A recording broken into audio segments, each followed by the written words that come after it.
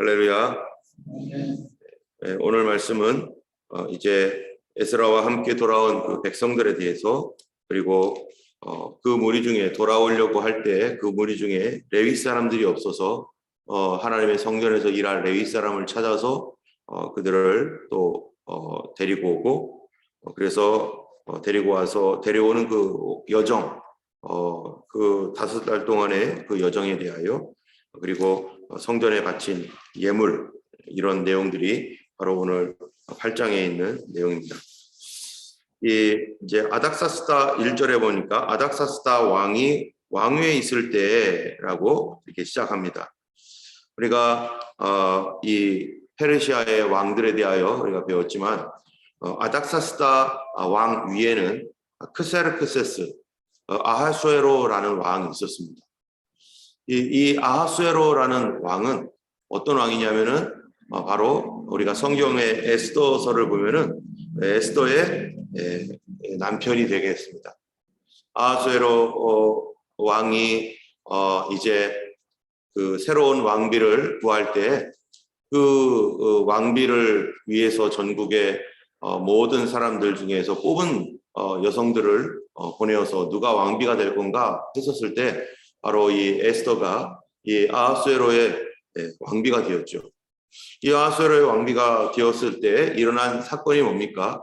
하만이라는 자가 일어나서 유다 백성들을 다 죽이려고 그가 모략을 꾸미다가 오히려 하만이 나무에 달리고 이스라엘 백성들을 구원하기 위해서 하만의 그 계략을 파하기 위해서 에스더가 뭐를 했죠?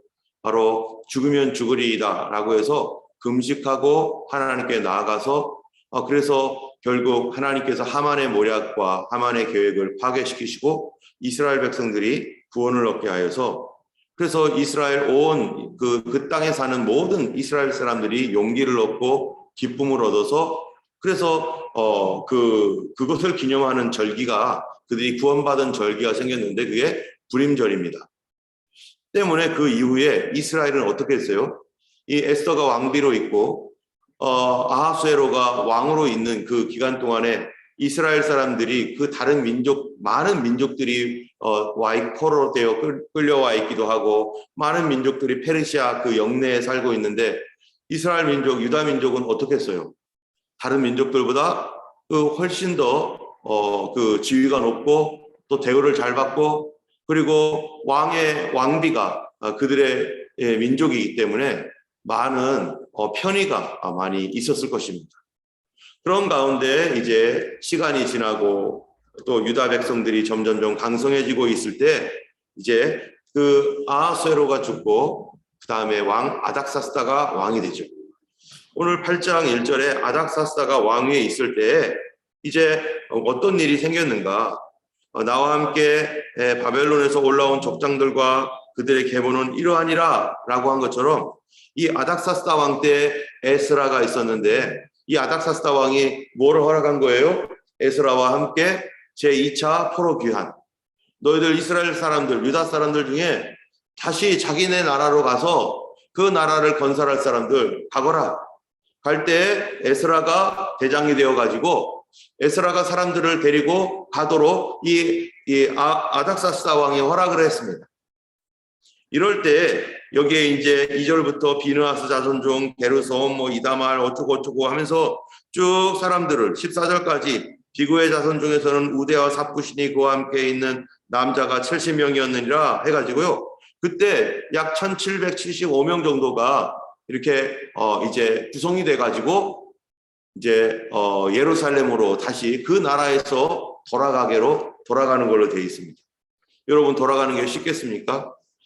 그 전에 돌아갔던 사람들이 이 70년 동안에 이 바벨론의 포로 생활을 하고, 고레스가 이제 너희들 중에서 돌아가기를 원하는 사람 돌아가도 좋다. 그래가지고 그때 사람들을 한번 1차로 돌려보냈었을 때, 그때 스룹바벨과 여호수아를 위시해서 많은 사람들이 이제 돌아갔어요. 그 당시에 돌아갔던 사람들은 1세대가 돌아가시고 2세대, 그 자녀 세대가 돌아갔는데 이제 막 정착을 해서 그래도 어느 정도 안정된 생활을 살면서 이렇게 하고 있을 때 하나님의 말씀 따라서 그들이 자기의 이제 터전이 막 잡혀지고 있고, 이제 집도 살 수도 있고, 이제 여기서 이제 편안하게 살 수도 있는 그 생활의 환경을 내려놓고 말씀 따라서 하나님 말씀 순종하겠다고 해서 간 사람들이 바로 바벨론 70년 포로 1차 포로 기한 때 갔던 사람들인데, 지금 2차 포로 기한 이때는 아닥사스다 왕입니다. 이 아닥사스 왕은 BC 이 465년인가요? 425년까지 있었던, 그 벌써 지금 그로부터도 한참 더 한 100여 년이 지난 뒤에 이제 또 포로에서 돌아갈 사람 돌아가라는 거예요. 여러분이 100여 년이 지난 뒤면은 벌써 이제 여기서 2세대, 3세대, 4세대 막 이렇게 살고 있고, 뭐 어쩌면은 이스라엘 그 히브리어 다 잊어버렸을 수도 있고, 그리고 이제 이 땅에 있는 페르시아에 동화되어 가지고 편안하게 살 수 있는 사람들입니다. 그런데 너희들 중에 예루살렘으로 다시 돌아갈 사람이 있으면은 돌아가라 라고 하는 이 말에, 이 많은 사람들이 하나님 앞에서 정말로 그 말씀의 그 뜻이, 우리가 돌아가는 게 하나님 뜻이었다, 하나님께서 돌아가라 하셨다 라고 하는 그 메시지를 그들이 믿음으로 받아들이고, 그들의 삶 속에서 이제 편안하게 살 수 있고, 집도 지었고, 이제 여러 가지 시민권도 얻었고, 거기 페르시아에서 공부 다 했고, 아이들은 이게 페르시아어는 잘하는데 이 히브리어 같은 거 우리 한국어처럼 이렇게 우리 아이들이 잘 못하듯이 잘 못하고, 이런 가운데 이렇게 살아오고 있는, 물론 자기들이 이제 집단으로 이렇게 살고 있지만 그래도 이 페르시아 문화에 젖어 있는 그 편안한, 그래도 그런 삶을 사는 사람들이 이거를 포기하고 하나님의 말씀을 따라서 어디를 가는 거예요? 예루살렘은 이 이스라엘의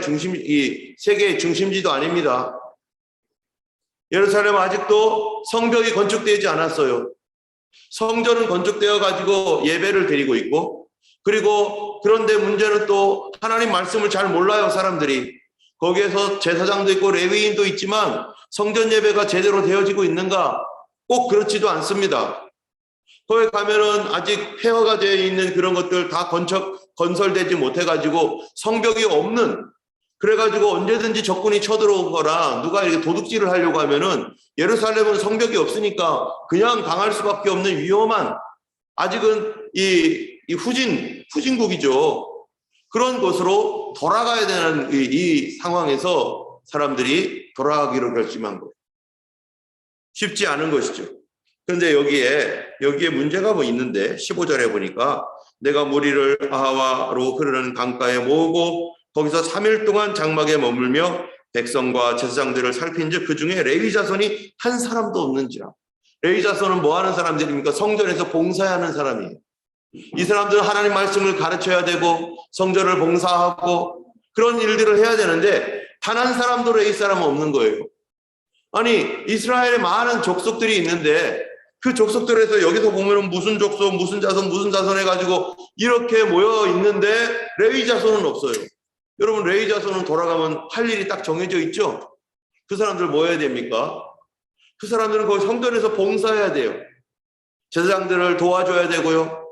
양가죽 벗겨주는 거, 또 소 이런 거 치워주고, 성전에서 봉사하고 또 하나님 말씀 가르치고 하는 이런 일들을 해야 되는데, 레위 사람들이 지금 하고 있는 게 뭡니까? 여기서 페르시아에서 그 사람들이 뭐를 하고 있는지, 우리가 그 페르시아의 어떤 그 당시의 환경을 보면은 그들이 잘하는 어떠한 그 사업도 할 수 있고요, 이 공무원이 되어서 일할 수도 있고, 또는 그들이 나름대로 여러 가지 어떠한 그 삶의 기반을 단단히 잡아서 그렇게 편안하게 살 수 있습니다. 그런데 이스라엘로 가면은, 이스라엘 예루살렘으로 가면 뭐 해요? 여기서 그래도 떵떵거리면서 자기 재산 모아가지고, 그리고 편안하게 살 수 있고 자기 사업하면서 살 수 있는데, 거기 가면은 성전을 위해서 봉사하는 일을 해야 돼요.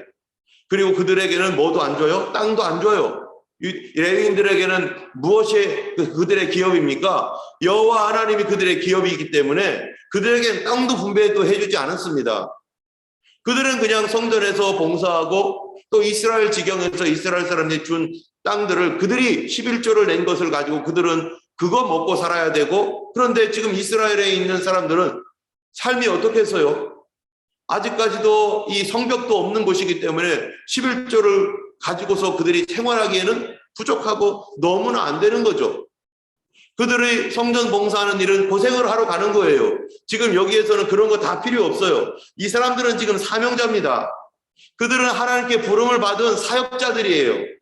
이 사역자이고 사명자인 이 사람들이 이 사명과 사역이 없어서 이곳에서 이 잠시 동안 살고 있는데, 대를 이어서 살고 있는데 여기서 많은 기반을 갖고 이제는 사업도 하고 좀 의리의리한 집도 있는 사람들도 있을 것이고, 괜찮게 살고 있고 아이들은 더 좋은 학교 보내려고 이사를 가고 이 페르시아 제1대학교 그런 곳으로 보내려고 그렇게 꿈을 꾸고 있는데, 돌아가라고 하니 돌아가겠어요?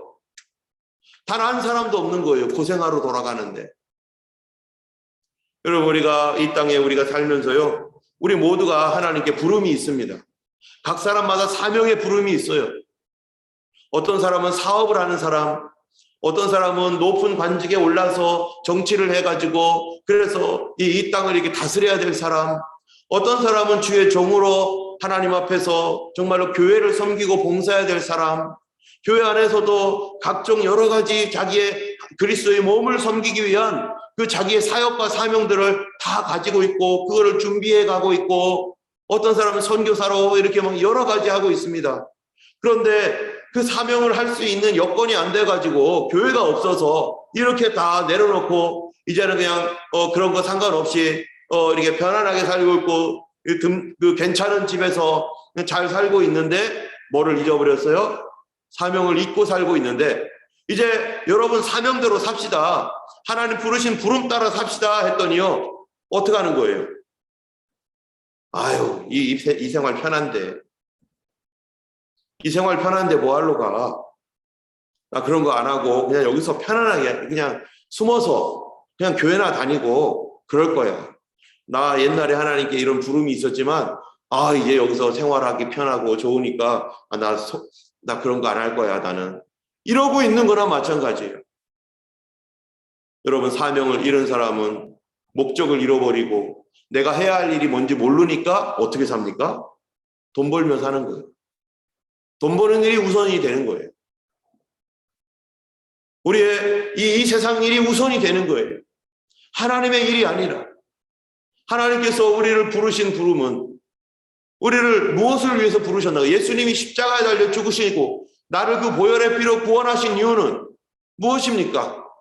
이 땅에서 예수님 보혈을 팔아서 잘 먹고 잘 살고 하는 것으로 그것 하라고 부르셨는가? 예수님의 피가 그런 피인가? 우리 주님께서 하나님의 영원한 동역자로서 우리를 부르셔서 어떤 사람은 교회를 섬기게 하고 어떤 사람은 선교를 위해서 봉사하게 하고 어떤 사람은 이 땅에 어떤 그 하나님의 부름에 따라서 그 일에 헌신하도록. 여러분, 여기 에스더라는 어떻습니까? 왕에게 구하는 거는 다 받는 정치인이었어요. 고위 관직자였어요. 그런데 그가 사명을 알았기 때문에 그는 제사장 가문의 사람이었고 그가 왕과 함께 이 세상을 다스릴 수 있는 사람인데 그는 정치인이 아니에요. 그런데 그런 고위 관직이 있었지만 하나님께서 너는 돌아가라고 말씀하실 때 그가 어떡합니까? 다 내려놓고 주님 가겠나이다. 나의 원래 부르심을 따라 나는 가겠나이다. 이게 바로 에스라였었습니다. 그가 만약에 그런 사명감이 없었다면, 하나님의 부르심에 대하여 모른다면 어떻게 했을까요? 이거 좋은데 왜 가? 나 여기서 잘 먹고 잘 살아야지 하면서 그렇게 살았을 거예요. 우리 믿는 사람들은 이 세상에서 잘 먹고 잘 사는 게 목표인가? 아니면 하나님께서 우리에게 부르신 그 부름의 상을 위하여 가는 것이 우리의 목표인가? 이 땅에서 살다가 죽는 것이 우리의 목표인가? 아니면 하나님 나라를 봉사하고 주님의 나라에까지 이르러 거기에서 하나님께 영광받고 하나님의 이름을 찬양하는 것이 우리의 삶의 궁극적 목표인가? 우리의 삶은요, 믿음의 결국은 영혼의 구원을 받음이라. 예수님께서 기도하셨던 것처럼 아버지의 나라가 임하시옵시며 우리는 하나님의 나라의 일꾼으로 살아가는 것이지 이 땅의 일꾼으로 내가 원하는 거 다 뭐 하면서 살아가는 그것이 우리의 목표가 아닌 것입니다. 그런데 먼저 그 나라와 그 의를 구할 때 하나님께서 세상 사람들에게도 뒤지지 않도록 하나님이 우리에게 풍성하게 보내주신다는 것. 그 하나님의 손으로 우리 공급해 주시기 때문에 그거를 주시면서 감사하되, 그러나 내 사명 잊지 않고 살아가는 게 우리의 삶인 것이죠. 어쨌든 이리 하여서 레위인 사람들을 불러 모았습니다. 그러니까 또 거기에 숨어있던 레위인 사람들이 와가지고요, 가겠다고, 몰랐다고, 나는 몰랐다고 하면서 내려놓고 가는 사람이 있는 거예요. 그런데 여러분, 여기 한 가지 문제가 생겼어요. 내려놓고 가려고 하는데 21절을 보세요. 그때 내가 아하와 강가에서 금식을 선포하고. 여러분, 왜 금식을 선포합니까? 이제 모았으니까 가면 되는 거예요. 예루살렘으로 가자 그러는데요, 아니야, 금식부터 하자. 왜 금식하는 줄 아세요? 금식하는 이유가 있습니다. 여기 보니까 금식을 선포하고 우리 하나님 앞에서 스스로 겸비하여 우리와 우리 어린아이와 모든 소유를 위하여 평탄한 길을 그에게 간구하였으니, 우리 하나님께 평탄한 길을 간구하는 겁니다. 지금 가는 길이 하나님 뜻을 위해서 가는 길이에요. 하나님 영광을 위해서 가는 길이에요. 그 하나님의 일을 성취하여 가는 그 길에 우리는 반드시 뭐 해야 돼요? 기도하고 가야 해요. 기도하는 거. 그런데 여기서 기도해야 할 절박한, 특별히 금식해야 할 절박한 일이 있습니다. 그게 뭐냐면요, 22절이에요. 22절 한번 보면요, 이는 우리가 하나님께 평탄한 길을 구했는데, 왜냐하면 이런 거예요. 왜냐하면 우리가 전에 이 왕에게, 아닥사스다 왕에게 말하기를, 우리 하나님의 손은 자기를 찾는 모든 자에게 선을 베푸시고 자기를 배반하는 자에게는 권능과 진노를 내리십니다. 그러므로 그 다음 말 때문이에요. 그러므로 길에서 우리가 여기 페르시아에서 예루살렘까지 가는 길에서 우리 하나님이 모든 적군을 막아주실 겁니다. 그렇기 때문에 우리는 왕이 주시는, 우리를 경비하라고, 우리를 도와주려고 가는 길까지 보호해주는 보병과 마병이 필요 없습니다. 누가 도와줄 거니까요? 하나님이 우리 가는 그 길을 도와줄 거니까 보병, 마병 안 도와주셔도 됩니다. 하나님이 우리를 도와줍니다. 라고 믿음으로 말해버렸어요. 여러분, 우리가 기본적 상식은 가는 길에 보병과 마병이 왕이 준다는데 가서 너희들 도적들도 있고 강도들도 있을 텐데, 때로 몰려다니는 이 도적들 칼 가지고 다니고 가장 최신 무기 갖고 다니는데 그 당시에는 경찰력이 있습니까? 뭐가 있습니까? 없죠. 주변에서 다 도와줄 수 있는 그러한 그 기병과 마병이 있어야 되는 거예요. 이 동방 박사들도 예수님 만나러 올 때 세 사람만 덜렁 오겠습니까? 거기에 군사들도 있을 거고, 그렇죠. 이 보호해주는 사람이 당연히 필요합니다. 그런데 에스라가요, 왕한테 괜찮습니다. 우리 하나님은 우리를 보호해 주시는 하나님입니다. 우리 하나님이 우리를 보호해 줄 것입니다. 해가지고요, 이렇게 말을 해버린 거예요. 그 말이 진리입니까? 아닙니까? 진리 맞아요. 그런데 상식적으로는요, 아주 위험한 말을 한 거예요. 이성적으로는 그렇게 말하면 곤란해져요. 우리 몸에 질병이 있습니다. 어려움이 있습니다. 당연히 의사를 찾아가고 또 약도 먹고 뭐 이래야 되죠. 근데 뭐 의사가 선포를 해버렸어요. 당신 얼마 못 산다. 이제 끝났다. 뭐 이렇게 얘기를 했다고 해보세요. 그러면 이제 돌아가실 준비를 해라. 뭐 예를 들어서 이랬다면요. 그런데 이분이 아닙니다. 하나님께서 나를 살려주실 수 있는 분입니다. 주님께서 나를 도와주실 수 있는 분입니다. 의사가 뭔 소리 하는 거야, 이 사람. 주변에 있는 사람들이 아이고 웃기고 있네. 이러지 않겠어요? 그런데 막상 이제 진짜 이 사람들이 이제 출발을 해야 되는데 걱정이 되는 거예요.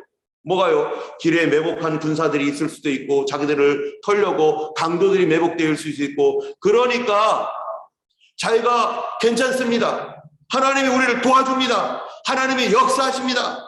라고 말을 했기 때문에 왕한테 말하기를 뭐하여?